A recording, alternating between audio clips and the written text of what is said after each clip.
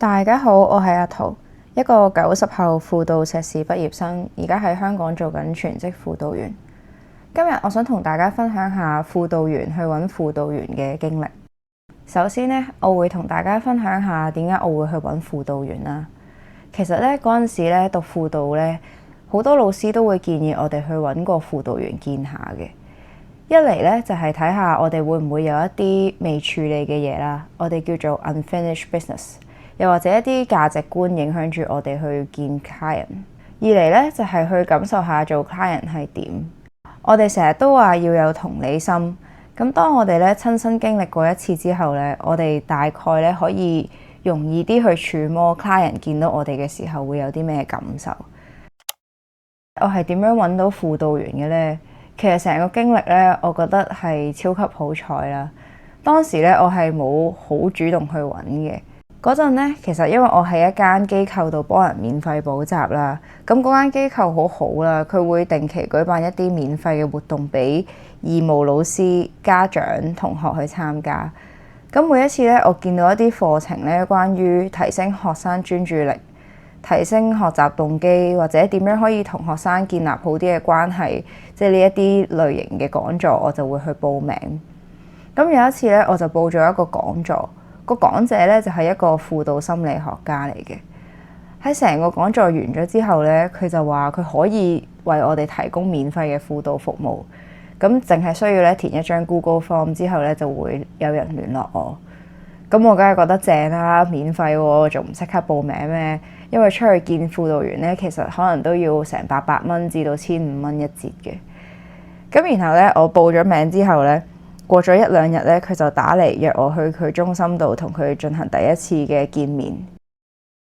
我仲記得咧，我上去見輔導員之前咧，我係緊張咗幾日嘅，係真係好擔心啦。因為咧，我一方面咧係以一個觀察者嘅心態去見呢一個輔導員，咁我就提醒自己咧要記得留意下間輔導房嘅設計，睇下究竟咧間房同我讀書嘅時候學嘅擺位係咪一樣啦。張凳啊，或者張梳化係點樣擺？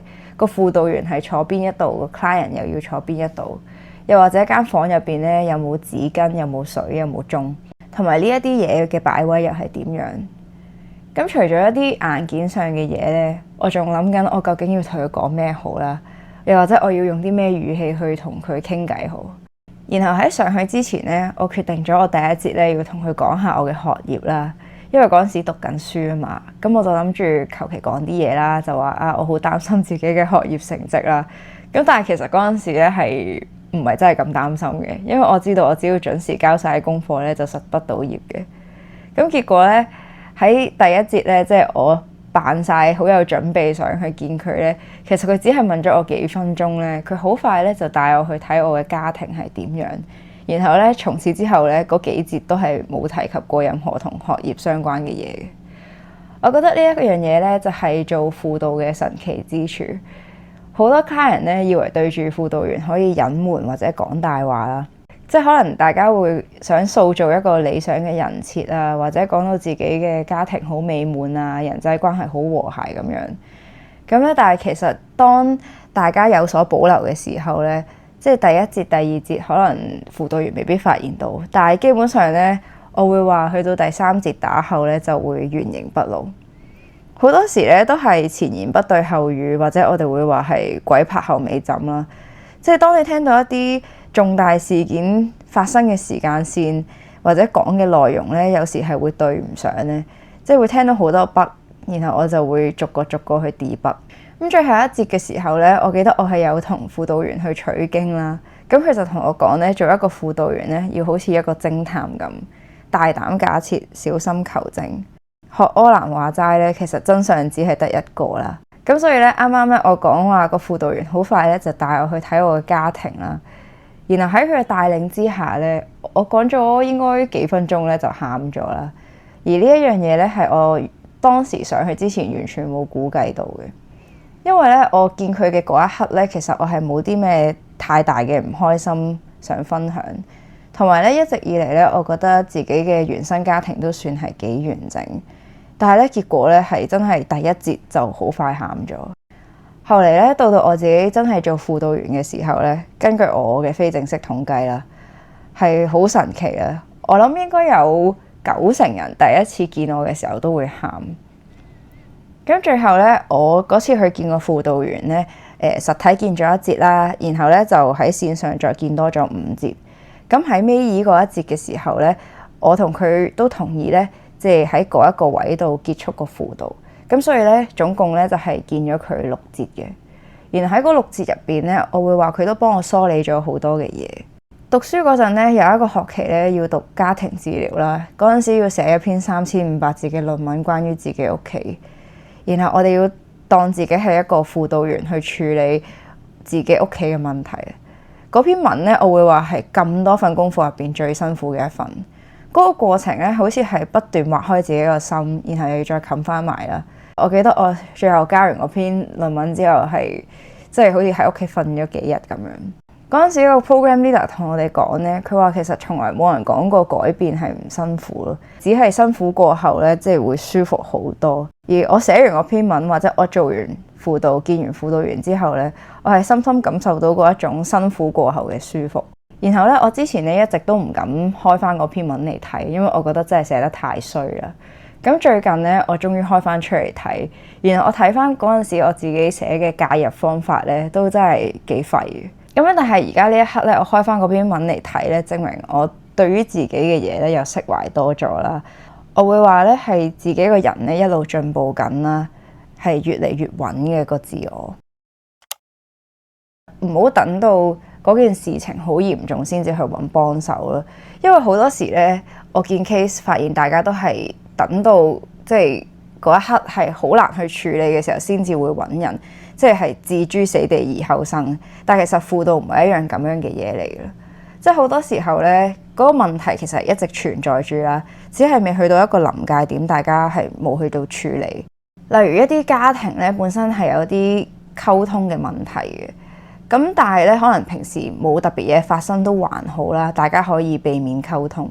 咁但係當遇到一啲好大件事嘅時候咧，所有嘢咧都會係一觸即發啊！即係所有嘢爆晒出嚟嘅時候咧，大家冇得再去避免溝通。咁當一件大事再加埋一啲溝通問題衍生出嚟嘅家庭問題咧，成個家庭就真係冧晒檔。我哋可以幻想下我哋自己嘅人咧係一個漏斗啦。平時咧已經裝咗好多水喺嗰度，咁如果突然之間咧即係發生咗啲事啦，亦即係啲水咧倒咗好多落去咧，咁其實載唔晒嘅時候咧，喺上面爆啲水出嚟嘅個人就會好狼狽。我係建議大家咧可以定期去倒下水嘅。如果咧大家未做過輔導咧，其實都建議大家去做下，因為咧就算我啱一開始都有分享過啦，我覺得自己嘅生活都算係幾幸福啦，即係冇乜特別嘅唔開心。咁但係咧，我哋人總係會有啲盲點啦，即係有啲嘢可能收咗喺潛意識入邊。如果我哋對自己了解多啲咧，係可以令到我哋嘅生活更加順利嘅。咁喺我讀咗輔導之後咧，我成日都會同啲朋友分享輔導嘅好處啊嘛。然後咧，佢哋開始咧都會問我有冇輔導員介紹啦，或者自己出去揾一啲嘅輔導服務。咁佢哋咧，即係見完輔導員之後咧，佢哋都會有一啲即係正面嘅評價啦。即係就算嗰個輔導員嘅功力深唔深厚咧，或多或少咧，其實點都會有啲啟發，會有啲得着嘅。總結一下咧，今日嘅內容咧，我覺得其實即係我自己去見輔導員嘅過程，會有好多我自己諗唔到嘅發現。如果大家咧對於自我了解有興趣，例如你哋平時咧會研究下自己嘅 MBTI 星座，或者會去占卜等等，咁我覺得輔導咧會係其中一個即係大家可以諗嘅選擇咯。同埋希望咧大家唔好真係等到有大事發生先去揾人幫手，就好似我哋平時咧鍛鍊身體咁，與其咧等我哋自己傷咗先至去做復康運動，我會話不如大家平日花啲時間去做鍛鍊。咁就算咧大家唔去做輔導都好啦，咁都希望大家咧可以揾一啲情緒嘅出口，或者揾一啲方法咧去發泄自己嘅情緒同埋壓力。咁咧我今日嘅分享咧就到呢一度先。如果大家咧鍾意輔導相關嘅內容咧，就記得 like、share 同埋 subscribe。我係輔導員阿桃，希望咧更加多人咧可以透過輔導踏上心靈富足嘅旅途。我哋下次再見啦，拜拜。